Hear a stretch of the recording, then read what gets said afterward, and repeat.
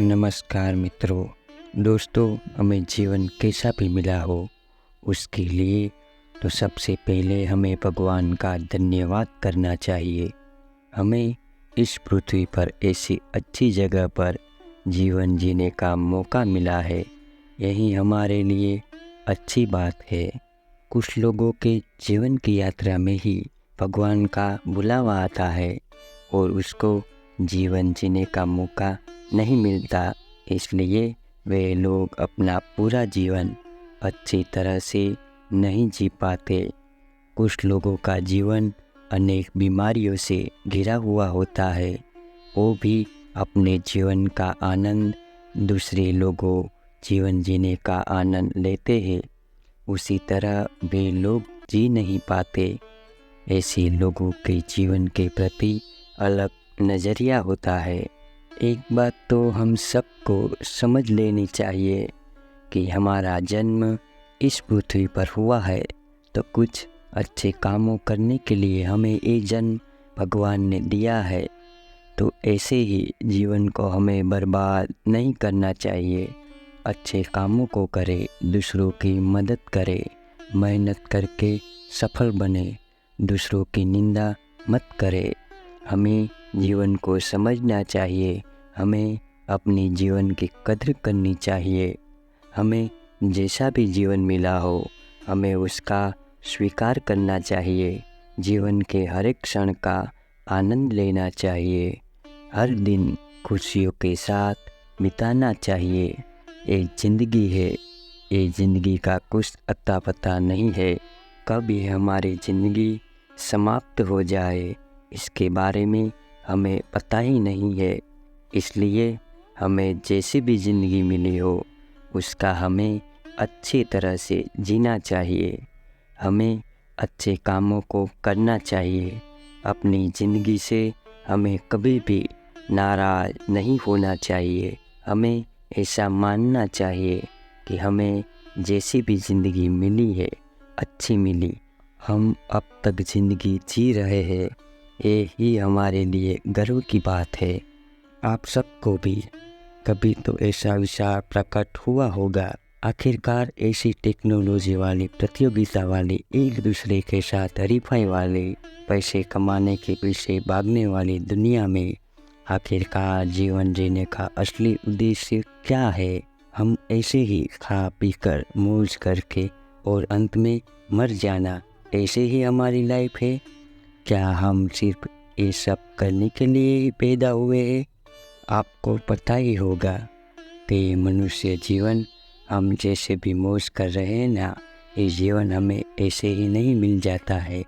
मनुष्य जीवन 84 लाख योनि के बाद मिलता है।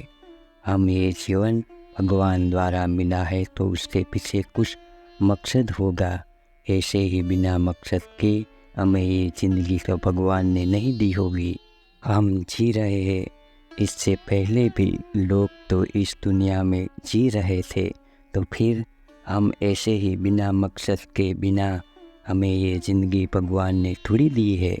हमें इसलिए मनोहर धरती पर जन्म दिया है कि हम जीवन का महत्व समझे, अच्छे कर्म करें, अपने लक्ष्य को पाए और एक सफल इंसान बनकर तरक्की करे और समाज के काम में आए और इस खूबसूरत दुनिया को और बेहतर खूबसूरत बनाने में अपना सहयोग दे। जीवन में परेशानियां तो आती जाती रहेगी, हमें ये परेशानियों के साथ जीवन जीने की कोशिश करनी चाहिए। परेशानी से भागना उसका समाधान नहीं है, हमें परेशानियों को दूर करना चाहिए। परेशानियां आए तो धीरज रखो, परेशानियों से मत डरो, उसको दूर करने के बारे में सोचिए। आजकल किसी को भी पूछो कैसी ज़िंदगी चल रही है, क्या हाल है, बस ज़िंदगी चल रही है, जैसे वैसे करके ऐसा ही उत्तर मिलता है। ऐसा लगता है कि हम सब सिर्फ ज़िंदगी को गुजार रहे हैं और ऐसा लगता है कि हम ज़बरदस्ती ज़िंदगी जी रहे हैं और कुछ मज़ा ही नहीं आ रहा है लाइफ में। एक बात तो याद रखनी चाहिए कि ज़िंदगी जीना और ज़िंदगी गुजारना ये दोनों अलग अलग बात है। पशु भी तो जिंदगी गुजारते हैं, हम तो इंसान हैं। हमें जिंदगी को मौज, शौक, भक्ति, अच्छे कर्म, सफल इंसान बनकर जिंदगी को अच्छी और मस्त रीते जीना चाहिए। कुछ पाने का लक्ष्य होना चाहिए, कुछ पाने की तड़प होनी चाहिए। अपने जीवन को अच्छे बनाने की कोशिश करनी चाहिए। कभी कभी तो लोग अच्छे और मस्त जीवन को बर्बाद कर देते हैं। हम सबके जीवन में परेशानियां तो आती रहेगी, कभी सुख तो कभी दुख जीवन में आता ही रहेगा। धंधे में उतार चढ़ाव भी होता ही रहेगा। ये सब मुश्किलों के लिए जीवन का अंत ही उसका समाधान नहीं है दोस्तों। श्री कृष्ण ने भगवद गीता में कहा है कि सुख और दुख विरोधी नहीं है, पूरक है। वास्तव में ये एक सिक्के के दो पहलू की तरह है। यदि दुख ना हो तो सुख की अनुभूति नहीं होती, और यदि दुख आता है उसके बाद सुख की प्राप्ति की इच्छा होती है। सुख आने की कीमत समझ में आती है। अर्जुन ने श्री कृष्ण से कहा कि भगवान, आप ऐसा वाक्य कहे कि दुख में पड़ा जाए तो मन में सुख की प्राप्ति हो, और दुख में पड़ा जाए तो मन विचलित ना हो। फिर श्री कृष्ण ने अर्जुन से कहा कि ये समय भी बीत जाएगा। अर्जुन, समय का पहिया कभी एक जगह पर नहीं थमता, ये तो चलता ही रहेगा। कभी दुख आएगा तो कभी सुख आएगा। आगे श्री कृष्ण कहते हैं कि बस तुम कर्म करो, बाकी सब मुझ पर छोड़ दो।